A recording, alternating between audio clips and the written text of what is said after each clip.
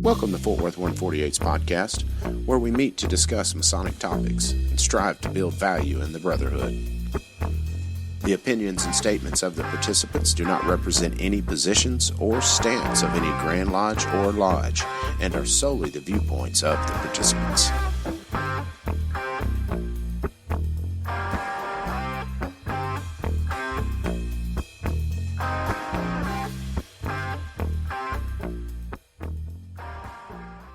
John C. Maxwell, one of the most respected authorities in leadership, has a great quote. A leader is one who knows the way, goes the way, and shows the way. To be a great leader, most leadership books talk about the importance of communication, openness, delegation, and willingness to set an example.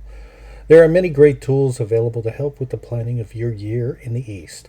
The Grand Lodge of Texas has several leadership manuals that have been published over the years, all containing fantastic information and good advice. There are several documents on leadership, financial planning, and education.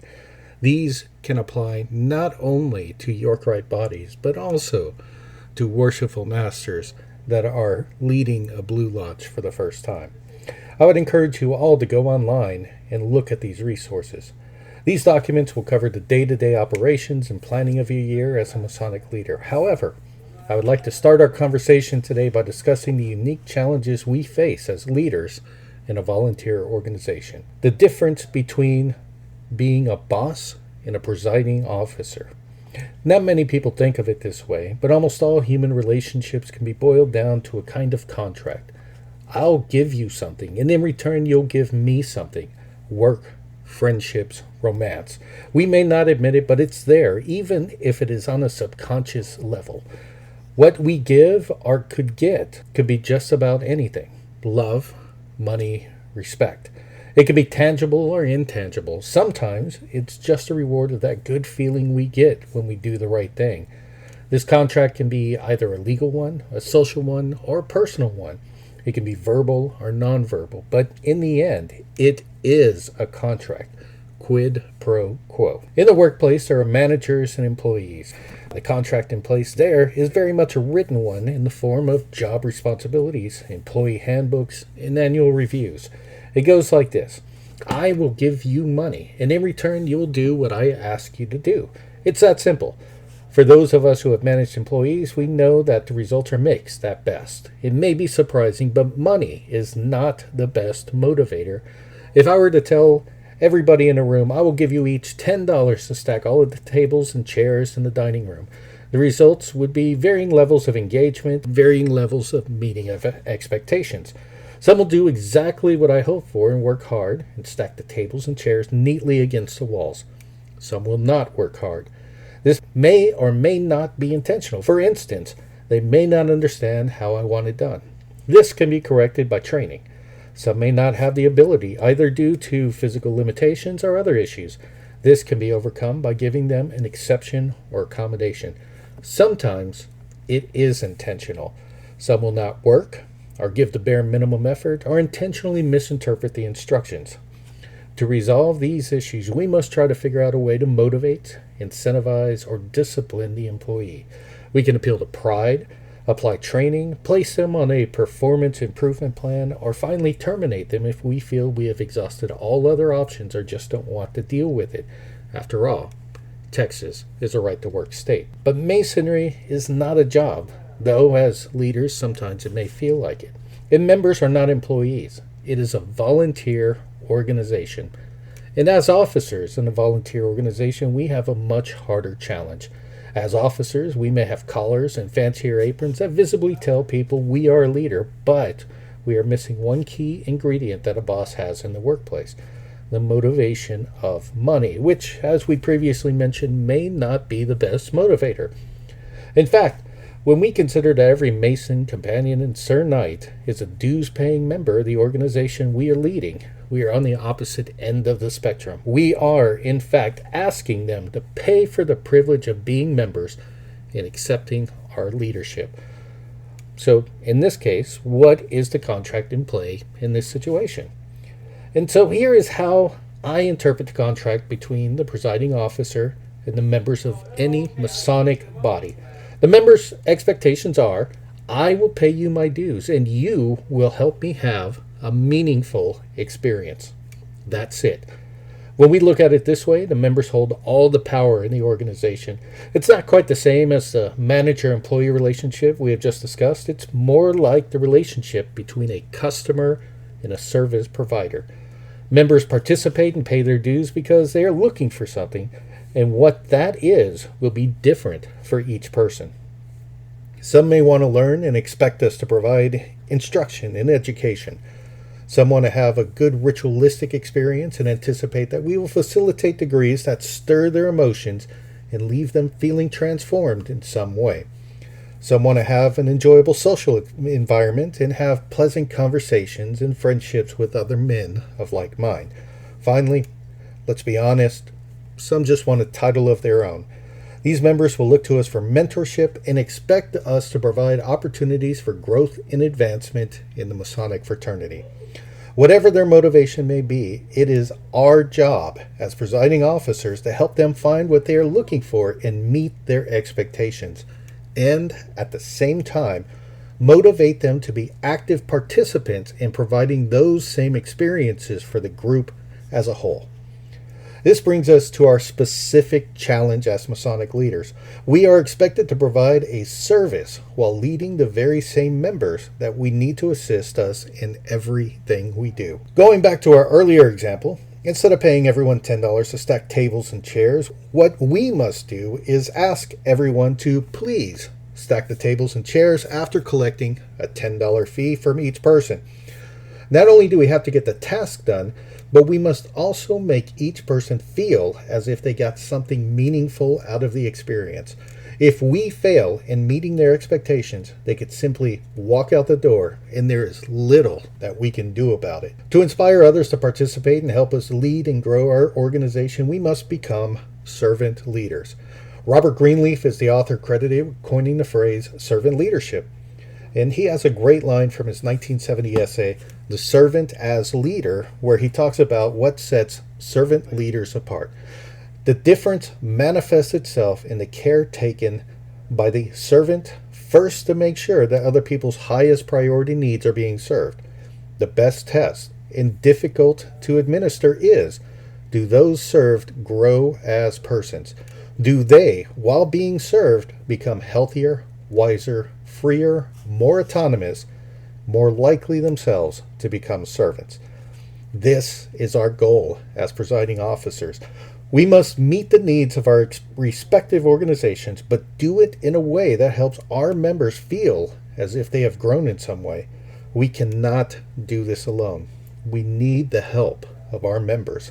We need their engagement to help us meet their own expectations, whatever they may be. This may seem like a daunting task, but the common expectations of our members we spoke about earlier give us a hint at what we can do to build this engagement.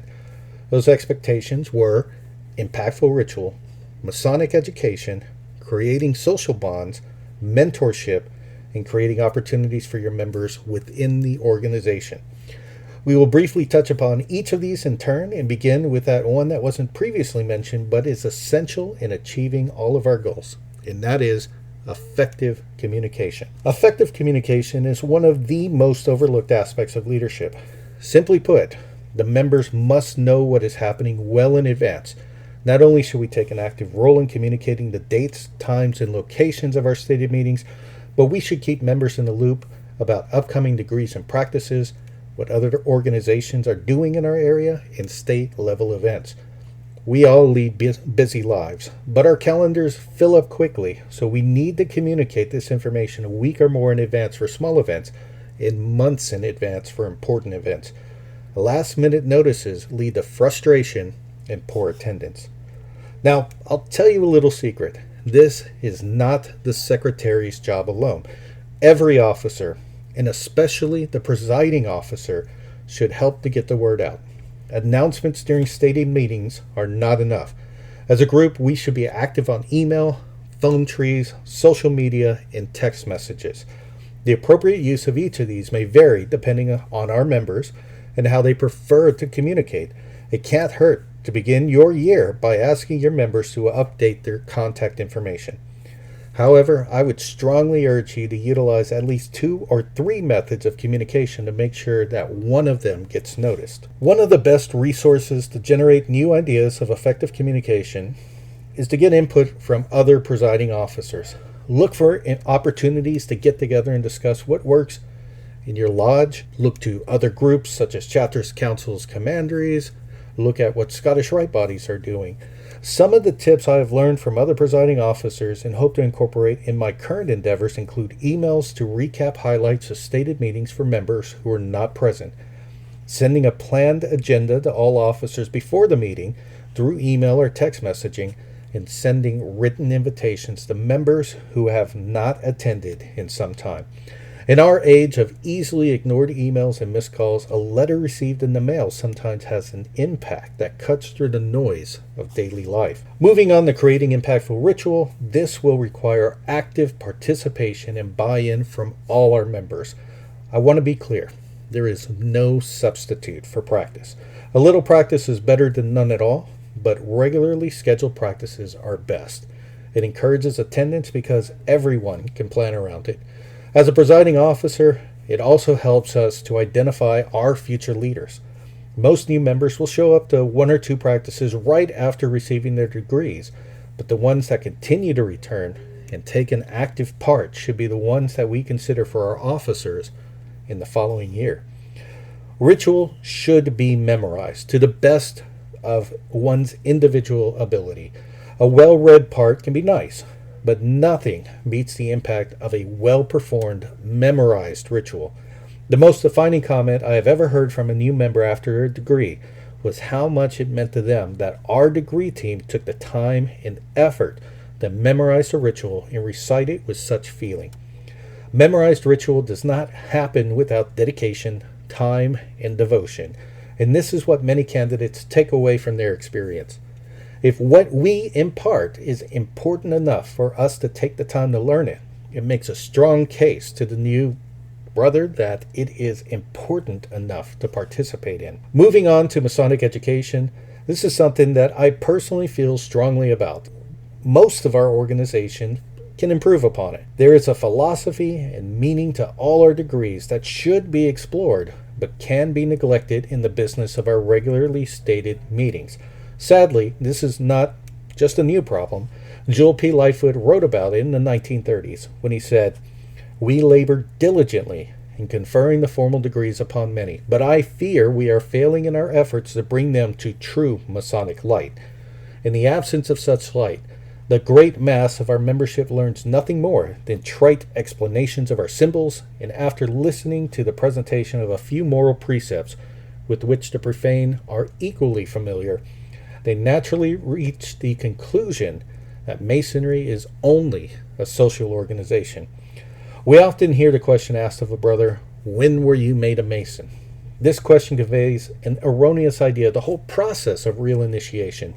In my opinion, after a long and careful study of the processes of genuine initiation, I have been irresistibly forced to the conclusion that no man is or can be made a Mason in the generally accepted sense of that expression. An initiate may become a Mason, but cannot, in the very nature of the psychological changes which must take place, be made one. Lightfoot continues, "True initiation is a gradual metamorphosis, an emergence from the darkness of ignorance, superstition, fear, and evil tendencies into the light of knowledge, faith, virtue, and spiritual enlightenment. The process is a growth, and not the product of ceremonial investiture. One becomes a true Masonic initiate by the steadfast practice of the virtues, by zealousness in his search for light and knowledge, by subduing his evil tendencies and overcoming his faults, foibles, and follies.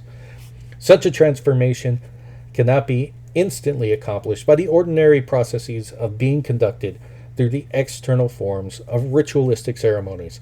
The forms may be faithfully followed, the allegories eloquently repeated, and the symbols diligently displayed, and yet the novitiate remains as he was before, in thick darkness concerning the immortal wisdom concealed in the laws to be searched out, in order to emerge from darkness into true Masonic light and knowledge. No, a brother cannot be made a Mason. It is a growth, an unfoldment, a becoming. He must discover the truth himself by the aid of the symbols, and when the long night ends and the dawn appears through the processes of following the path of the law, he may then emerge from the darkness into true Masonic light. The true Masonic light referred to by Brother Lightfoot is the true hidden treasure of Masonry. That light only comes about by contemplation both alone and as a group to help us internalize the lessons of Masonry. When asked what Masonry is by the average person on the street, a frequent response by many of us is, we take good men and make them better. Natural follow-up question is, how? And this is where many of us get tripped up, and we should look to our Masonic education to help us. One possible answer to this follow-up question is to explain that we become better by contemplating the symbols of Masonry and practicing the virtues we inculcate so frequently in our rituals. If we take the cardinal virtues and measure every aspect of our lives against them, we not only improve ourselves, but those around us in the world in general.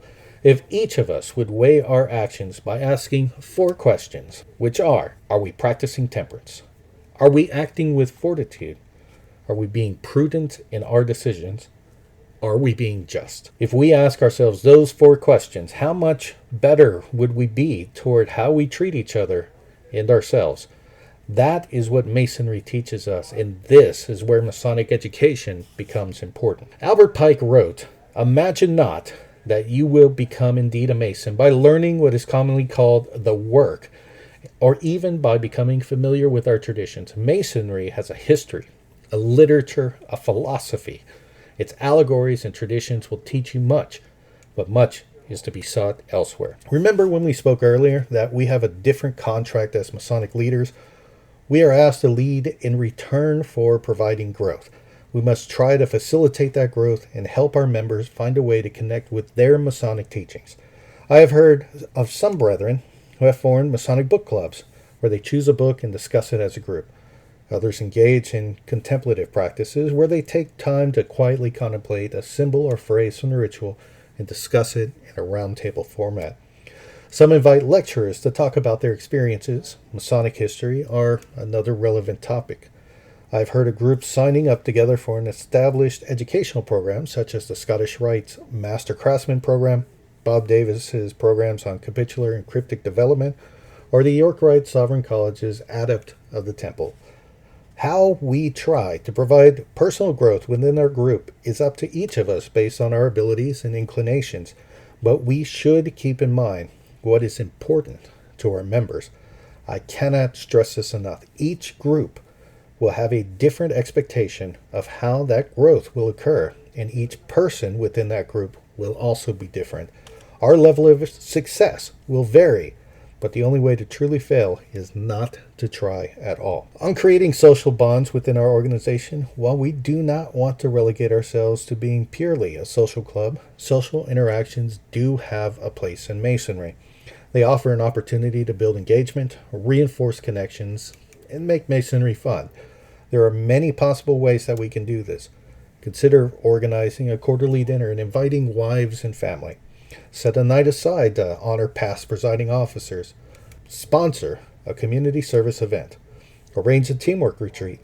We spend a lot of time together, but most of it is during meetings. By creating opportunities to interact outside the lodge, we create tighter bonds amongst our members and help us as leaders to learn what their personal goals and expectations are. Moving on to mentorship, I want to encourage the development of a mentor system within every lodge. Presiding officers should take their junior officers under their wing and seek their opinions when planning events and activities. Delegating frequently will prepare these officers for assuming greater roles within the organization. Look for opportunities and encourage your officers and members to participate in regional or statewide events. These events will help your members connect with the wider community of Texas Masons and discover best practices that may improve your own organization. Try to remain open to their suggestions. The result may be better ritual, good ideas, and more engaged membership. In conclusion, I want to leave you with the following thought. Leadership in a Masonic organization has some unique challenges, but as with any challenge, success brings its own rewards. Masonry has existed for centuries, and our role is to be but temporary students of our small piece of it. However, if we do the job well, we contribute to the success, happiness, and improvement of our members. There are few rewards I can think of that are truer to the Masonic spirit than that. Brethren, I hope that you have a fantastic Masonic year, and may each of you find success in your own way and meet the expectations of your members. Thank you.